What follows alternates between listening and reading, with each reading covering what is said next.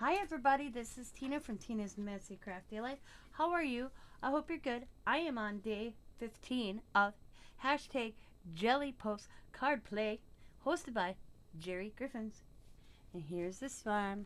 Again, I'm using a lot of my stickers that I had in that drawer I was telling you about. So what I did with this one, I had the flower going downwards and then sideways, and then I have my and I tore some paper out.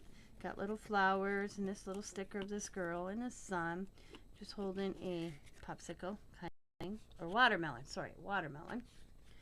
And that's what this one looks like. And I, of course, outlined all the background a little bit with white, just to give it a pop a little bit. And that is day 15. I hope you like it. As always, guys, go check over everybody else's. All you do is have to put hashtag Jelly Post Card Play in, and they will come up. As always, be happy, be kind, be safe, be funny, be crafty, and bye for now.